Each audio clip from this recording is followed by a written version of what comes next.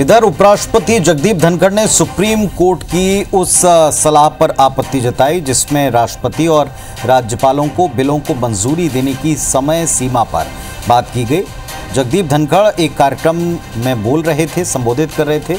इसी दौरान धनखड़ ने सुप्रीम कोर्ट के 8 अप्रैल को आए फैसले का जिक्र छेड़ा, जिसमें कोर्ट ने संविधान से अनुच्छेद 142 के तहत मिली शक्तियों का इस्तेमाल करते हुए बिलों को मंजूरी दी। वहीं राज्यपालों, राष्ट्रपति पर बिलों की मंजूरी देने की समय सीमा तय करने की बात की।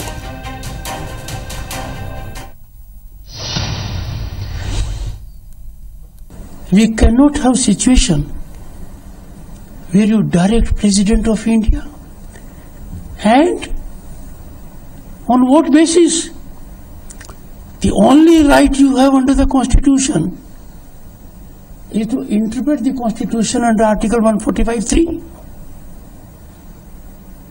There it has to be 5 judges or more.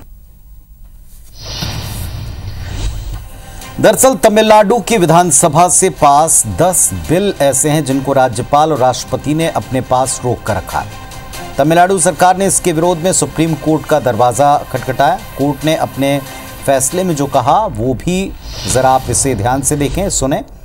उन्होंने कहा है कि राज्यपालों की ओर से भेजे गए बिल के मामले में राष्ट्रपति के पास पूर्ण वीटो या पॉकेट वीटो का अधिकार नहीं है। उनके फैसले की न्यायिक समीक्षा की जा सकती है। न्यायपालिका बिल की संवैधानिकता का फैसला न्यायपालिका ही कर सकती है। तो ये कहकर के उन्होंने टिप्पणी की थी और इस टिप्पणी के ऊपर ही आज अपनी प्रतिक्रिया जगदीप धनखड़, जो कि राज्यसभा में सभापति हैं, उन्होंने प्रकट की है। उपराष्ट्रपति ने प्रकट की। तो सुप्रीम कोर्ट ने राज्यपाल को कड़ी फटकार लगाते हुए कहा था, और क्या कहा था इसको भी आप सुन लीजिए। उन्होंने कहा था कि राज्यपाल को एक दोस्त, दार्शनिक और राह दिखाने वाले की तरह होना चाहिए। आप संविधान की शपथ लेते हैं, आपको किसी राजनीतिक दल की तरफ से संचालित नहीं होना चाहिए।